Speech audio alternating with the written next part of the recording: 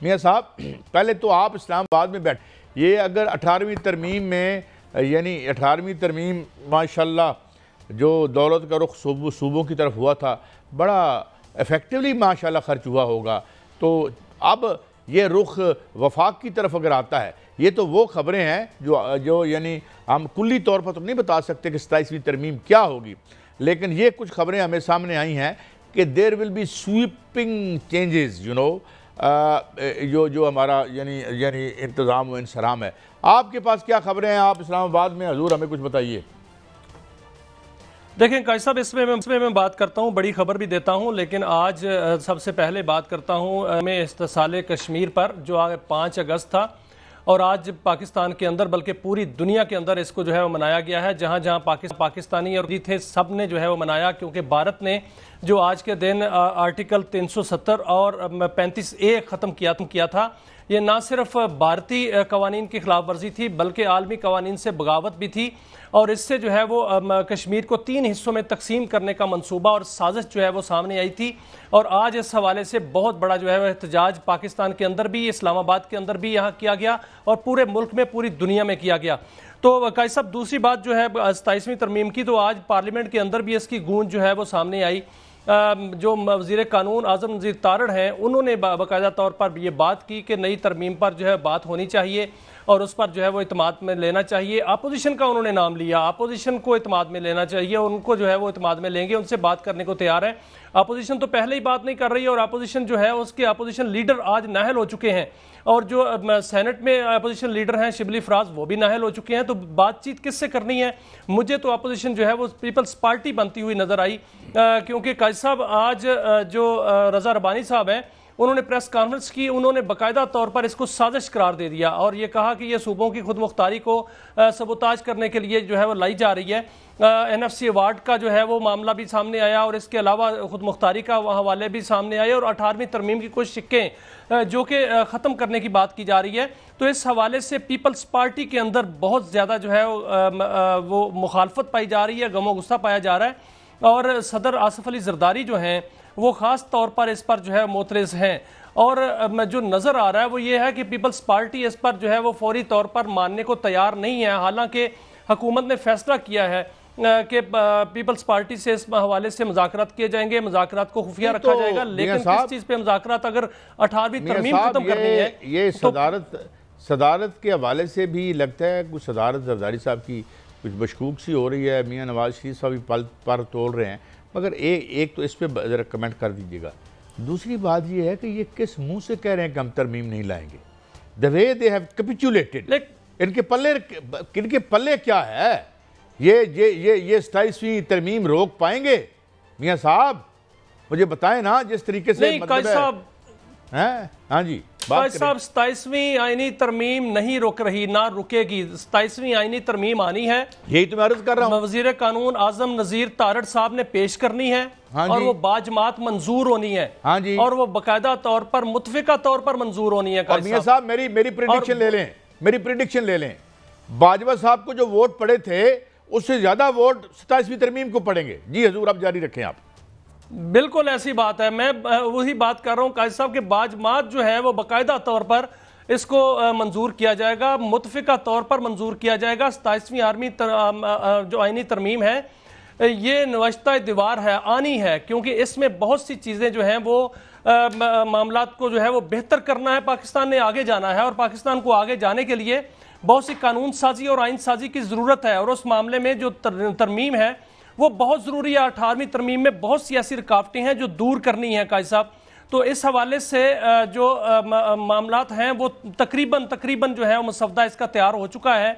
اس میں بہت سی بنیادی جو ہے غیر معمولی چیزیں بھی ہیں جو سامنے آئیں گی، لیکن ابھی تک ان کو جو ہے وہ بالکل وہ مسودے میں ہی ہیں، اس کو خفیہ رکھا گیا ہے۔ بہرحال یہ ترمیم جو ہے یہ صاحب ہماری تو کوئی اوقات نہیں ہے، ہم صحافی کیا ہوتے ہیں بیچارے۔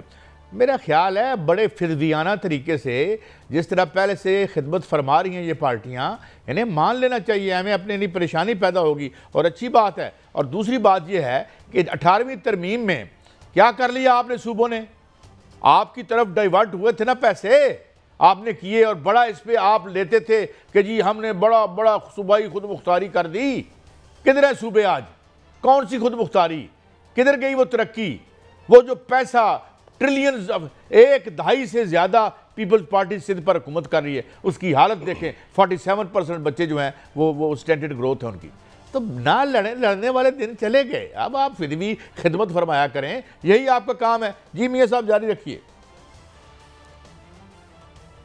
لیکن قائد صاحب دیکھیں جو صوبوں کی حالت ہے وہ تو بہت ہی ابتر ہے. آپ کے پی کے چلے جائیں، کے پی میں چلے جائیں، سندھ میں چلے جائیں، اندرون سندھ دیکھیں آپ کو کوئی سڑک نظر نہیں آتی. بلوچستان میں دیکھیں آپ کو کھنڈرات نظر آتے ہیں. بلوچستان میں جتنا بجٹ ہے وہ کہاں لگتا ہے. پنجاب کی صورتحال آپ دیکھ لیں، پنجاب کا جو اندرون پنجاب ہے یا جنوبی پنجاب ہے وہاں پر ترقی کدھر ہے؟ کیا لاہور میں جو ترقی ہے اس کو ترقی کہتے ہیں؟ بہرحال حکومت ترقی کہتی ہے، اور اس کا اگر انالیسس کیا جائے تو اس میں پتہ چلتا ہے کہ ترقی کس کو کہتے ہیں اور کہاں ترقی ہوئی ہے. اور یہی وجہ ہے کہ جو صوبے ہیں ان میں تو ترقی نہیں ہوئی اور نہ ہی کچھ ہوا ہے. لیکن افواہیں قائد صاحب اسلام آباد کے اندر بہت سی جو ہے وہ پھیل رہی ہیں، جس میں افواہیں تو یہاں تک کہ قائد صاحب کے محسن نقوی صاحب جو ہے ان کو وزیر اعظم بنایا جا رہا ہے، یہ بھی افواہ ہے. یہاں پر یہ بھی افواہ ہے بڑی سٹرونگ قسم کی کہ جو میاں نواز شریف ہیں وہ صدر بن رہے ہیں. یہ بہت سٹرونگ قسم کی افواہ ہے کہ صدر آصف علی زرداری الگ ہو رہے ہیں. اور اس سے بھی بڑی افواہ ہے یہ آئی تھی کہ ایک بڑی طاقتور شخصیت جو ہے وہ صدر بن رہی. تو اس طرح کی افواہوں کے دور میں، افواہوں کے اس پورے جو ملغوبہ بنا ہوا ہے، اسی میں ہی 27ویں آئینی ترمیم آئے گی قائد صاحب. اور وہ جو 27ویں آئینی ترمیم ہے وہ سم درست کرے گی ملک کی، کیونکہ اس میں بہت سے ایسے معاملات ہوں گے جو فارن انویسٹمنٹ جو ہے اس کا جو ہے وجہ بنیں گے. اور پاکستان میں جو ڈائریکٹ انویسٹمنٹ آنی ہے پاکستان کے اندر، جس میں منرلز تلاش کیے جانے ہیں سر، جس میں آئل اور گیس جو ہے وہ تلاش کیے جانی ہے، وہ اسی 27ویں آئینی ترمیم ہی اس کا راستہ بنائے گی. قائد صاحب میاں صاحب اب آگے بڑھتے ہیں. بس میری اتنی دعا ہے کہ جو بھی ہو وہ چینی کے بلیکیوں کے ہاتھوں نہ ہو، اچھے لوگوں کے ہاتھوں ہو، اس ملک کا مستقبل اچھا ہو سکے. جی ملک ریاض صاحب کل تک رول ماڈل تھے اور ماشاءاللہ پراپرٹی کے جی ایشیا کے بہت بڑے ٹائکون تھے. آج کل پولیس کو مطلوب ہے. یہ عجیب سا سلسلہ نہیں ہے میاں صاحب؟ اس حوالے سے کیا آپ کے پاس تفصیل ہے؟ قائد صاحب دیکھیں یہ ایک بہت بڑی سٹوری ہے. ملک ریاض صاحب وہ تھے جن کا نام لینا جو ہے وہ ایک گناہ تھا، لیکن اب جو ہے وہ باقاعدہ طور پر ان پر 3 کیسز ہیں.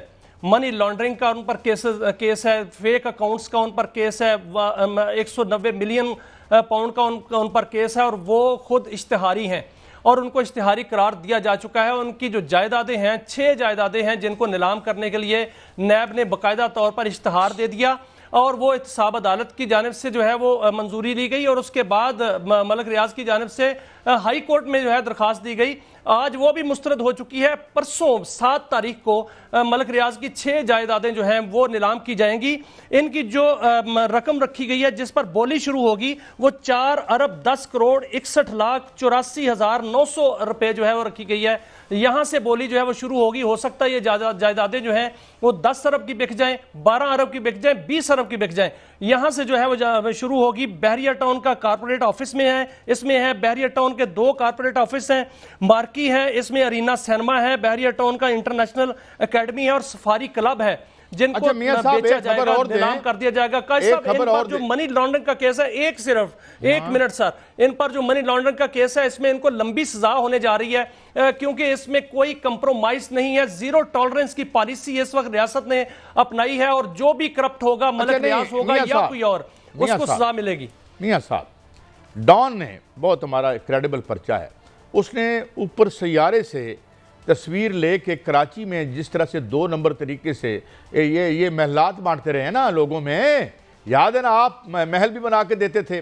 تو یہ ملیر کے علاقے میں جو انہوں نے زمین لی اور جو پہلے یہاں پر محنت کرنا کوئی بری بات نہیں ہے، جو مٹی ڈھوتے تھے جنہوں نے ان کو قبضے کر کے زمینیں دیں، کیا ان پر بھی ہاتھ پڑے گا یا وہ حکومت کی چھتر چھایا اور طاقتوروں کے زیر سایہ بچ بچا کے نکل جائیں گے؟ میاں صاحب قائد صاحب 70 سے زیادہ لوگ جو ہیں وہ اس میں گرفتار ہوں گے اور ایڈنٹیفائی کر لیے گئے ہیں. بڑی بڑی مچھلیاں جو ہیں ان پر ہاتھ پڑنے والا ہے. جو 40 کلومیٹر کا کمرشل ایریا ہے وہاں پر زمین کیسے دی گئی، کس نے دی، اور جو وہاں پر پانی کے لیے جو ہے وہ لائنیں بچھائی گئیں، وہاں پر بجلی، تمام سہولیات کس طرح کس قانون کے تحت آئے وہ سارے کے سارے آئیڈینٹیفائی کر لیے گئے ہیں۔ بڑے بڑے جو مگرمچھ ہیں ان پر ہاتھ پڑنے والا ہے، بڑی بڑی مچھلیاں جو ہیں وہ گرفت میں آنے والی ہیں، اس میں بہت سے لوگ گرفتار بھی ہو چکے ہیں، بہت سے طاقتور لوگ اس میں گرفتار ہوئے۔ ایک چیز اور پوچھ لیں، غلط یا صحیح، اخباروں میں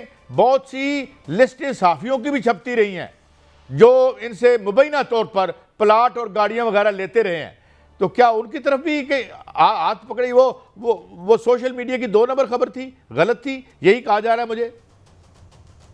نہیں کیسا وہ غلط خبر نہیں ہے، آپ دیکھیں گے آئندہ آنے والے دنوں میں ایسے کیسز سامنے آئیں گے، اور اس کیس میں بھی اس کا راستہ خود بنائے گا، یہ کیس اپنا راستہ خود بنائے گا، اور جس طرح جس نے بھی اس میں اپنے ہاتھ دھوئے ہیں اس گنگا میں، وہ گرفت میں آئیں گے، اور ان پر جو ہے ان پر سوال کیا جائے گا، کیونکہ ملک ریاض جو ہیں انہوں نے بہت سو کو بہت سا نوازا، اور جن کو بھی نوازا جیسے نوازا، بلکہ جس طرح رشوت دی گئی وہ رشوت جو ہے وہ پکڑی گئی ہے، اور مختلف انداز میں جو رشوت دی گئی وہ جس کو دی گئی، جہاں جائیداد ہے، جہاں بینک اکاؤنٹس ہیں، جہاں پراپرٹیز ہیں، وہ ساری کی ساری آئیڈینٹیفائی ہو چکی ہیں۔ سر نہیں، میرے خیال میں اس میں تو ایک بڑے ٹی وی چینل پہ جو انہوں نے انٹرویو دے کے فائلوں کو پہ آنے والی بات تھی، وہ تو انہوں نے خود اعتراف کر لیا تھا، اب پہیوں کا اب کیا مطلب لیں؟